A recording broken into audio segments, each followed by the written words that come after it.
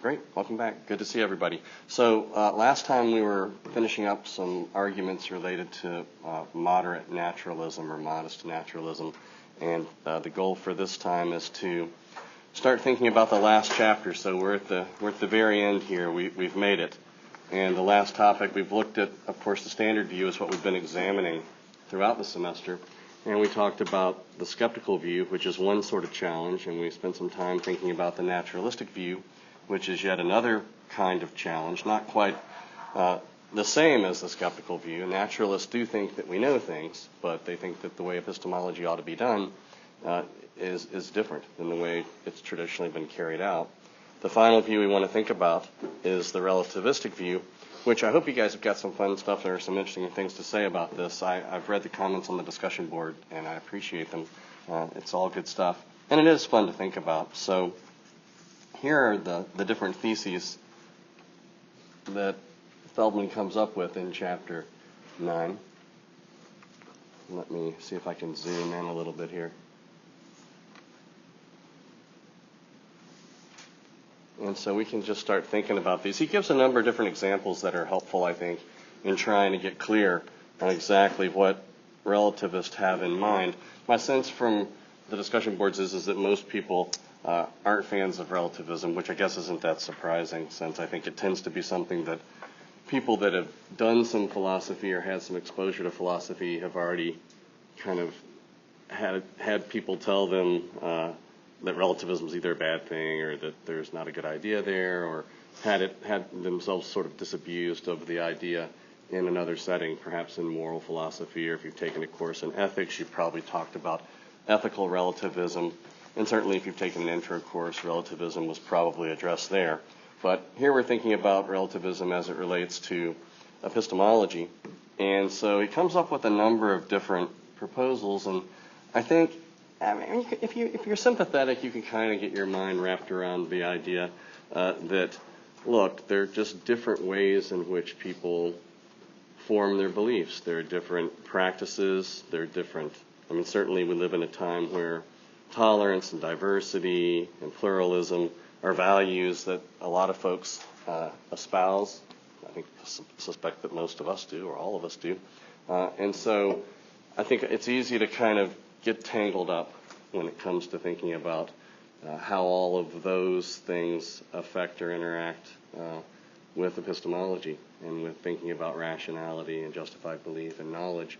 So the first proposal here, just to try to, and again, relativism is kind of a slippery thing, because just trying to formulate the view is challenging, and you can see that given the number of different proposals he goes through. So it's not an easy thing to even know where to begin with what the basic idea is. Relativism presumably is contrasted with something that he calls absolutism.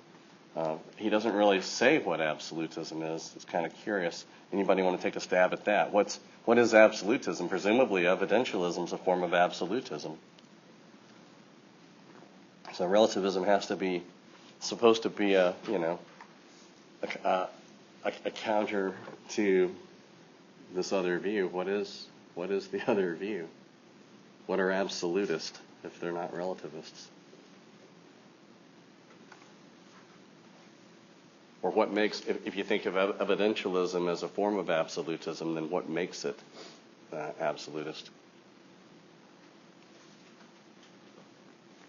I guess I want to say like the total, like how do you say the total evidence? I don't know. I can't really like explain what. But I remember just reading it, so. Yeah. No, again, I think this is not easy stuff, and I think that's part of the frustration that a lot of philosophers have with the word relativism. It gets thrown out a lot in everyday life. People say things, well, in everyday discussions, that's relative. It depends on your perspective. Different people have different points of view. It's all a matter of context. It's just your opinion. Everybody's got an opinion. These are just all sort of, different versions of presumably something like what the relativist has in mind. You can see from the number of different formulations here that we have to go a long way before we get something that's really even either plausible or conflicting with absolutism, whatever absolutism is supposed to be. And it's not until we get down to the very bottom that we come up with a interesting and competing account or view that conflicts with absolutism. So anybody else want to take a stab at what absolutism either is supposed to be, or given that presumably evidentialism, which is kind of our default theory that we've been working with all semester long, is supposedly, or I guess presumably, a form of absolutism. What is it about it that makes it absolutist? And that's kind of a bad label too. I don't really like that label. I don't really like relativism, either of those labels. Maybe it's the justification is hinged on specific evidence. Well, so Jamie's saying stuff about total evidence, and you're saying stuff about specific evidence. How is all that connecting with some absolute, like absolute how? Absolute what? Yeah. Isn't it that for like the absolutist, it doesn't depend on the agent, like your justification and your evidence doesn't depend on the observer.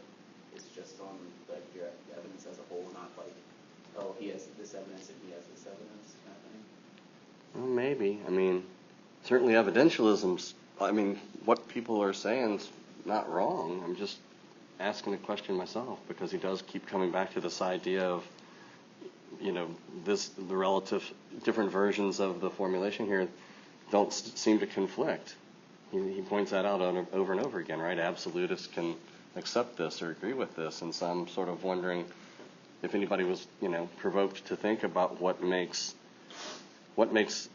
evidentialism, assuming it is an absolutist position, why is it so?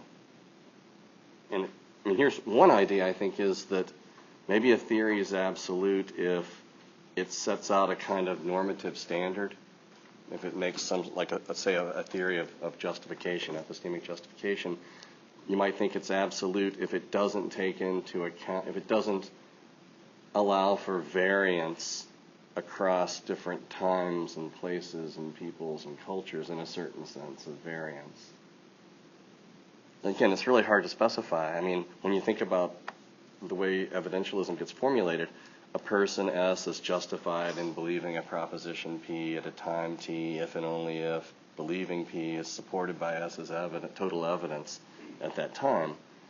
So the proposition and the variable for the agent, and of course it's indexed to the time because things change, but that's supposed to be a normative theory of justification, and it's supposed to apply ahistorically, aculturally, sort of atemporally in a way.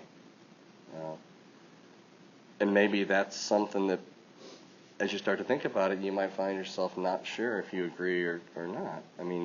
Let's face it, you take courses in anthropology and sociology and psychology and history, and you learn about different people and cultures and traditions and how they think about the world and trying to see it from their perspective. And again, it's easy for all this to get kind of muddled up with concerns about being judgmental or being intolerant or not being inclusive.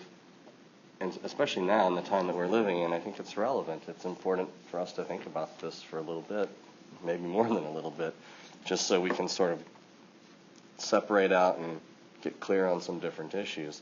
Is it again, the label absolutism is a little bit unfortunate, but I see why he's chosen it. It works well as a foil for relativism, whatever that's supposed to be. But one worry I think is, here we are in our time and our culture, and we're looking at the beliefs of we can at least think about the beliefs of other peoples and other times and cultures. Is that somehow for us to pass judgment epistemically on their beliefs, for us to say that those beliefs are irrational. So consider some culture that has mystical beliefs or beliefs about the paranormal or the supernatural, or they're, a primitive culture perhaps by our standards, and we're judging their beliefs, let's say, and trying to determine whether or not those beliefs are rational. Does evidentialism pass a verdict on that one way or the other? Is evidentialism somehow a bad idea because it encourages this sort of judgmental attitude or intolerance? Or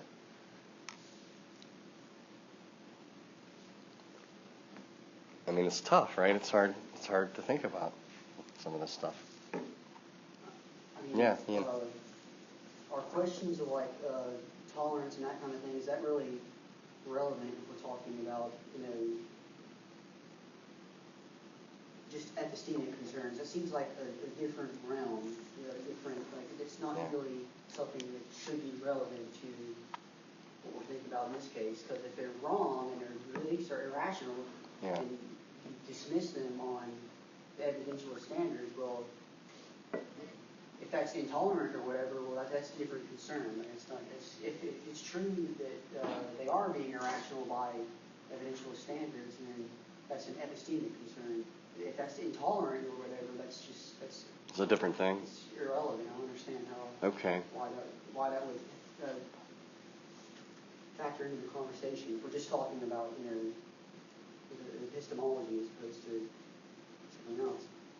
Yeah, no, thanks. I appreciate the comment. I guess I'm inclined to agree. I think, if I'm understanding you, I think we need to separate out questions about tolerance and respect and how we treat other people from questions about just, if you will, pure epistemology or epistemic questions about whether or not their beliefs are justified in the epistemic sense, whether or not their beliefs are true. We know that believing it's not enough, right? People believe all kinds of things. That doesn't make it true. Doesn't mean that we're passing judgment on them per se, in the sense of saying they're bad people or they've made a mistake of a non-epistemic sort. But clearly, if they've got views that either aren't supported by their total evidence, or their beliefs aren't informed by evidence at all, they're the result of wishful thinking or hasty generalization or consulting the tea leaves or whatever. These would seem to be examples of beliefs that are not, they're epistemically suspect.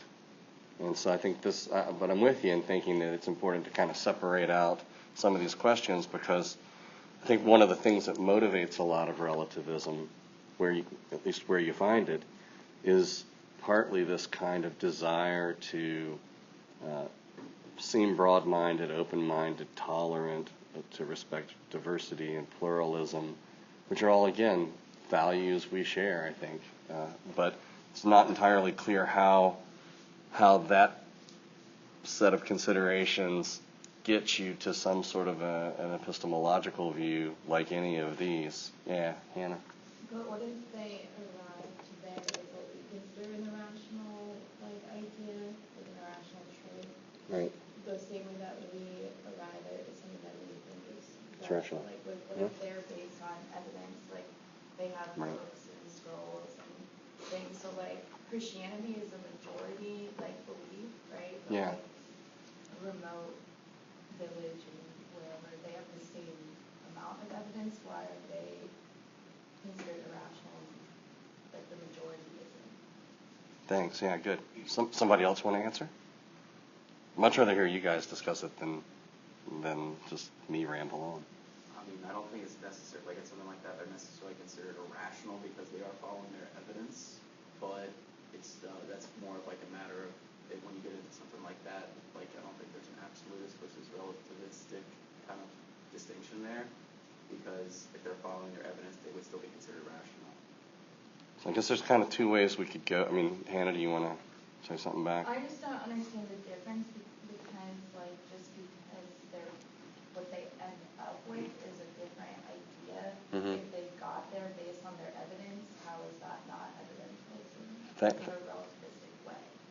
Okay, yeah, thanks. So I think there's a couple different ways that we could go here, or strikes me that there are some possibilities. One idea would be to say the folks embedded in these other times and places and cultural traditions, with whatever technology or absence thereof they've got, and whatever set of beliefs they've got, that they've got evidence for their views. And if their beliefs are the result of conforming with their total evidence, then it looks like evidentialism can give the result that they're being rational. So we've got these examples that we've used all semester long with the ancients, right? So the ancient school children are taught by their teachers that the earth is flat, and they have good reasons, let's suppose. It looks flat after all if you don't have the advantage of being able to see it from space. And they're taught this, and they believe this on the testimony of their teachers as well as their observations. And so evidentialism can, I think, give the result there that, yeah, they're being perfectly rational. But it could go the other way as well if it turns out that whatever it is that they're thinking is the evidence for their beliefs really isn't evidence. That's the other thing that's hard that we haven't spent as much time talking about. I mentioned it a little bit at the end of last time before the recording cut off.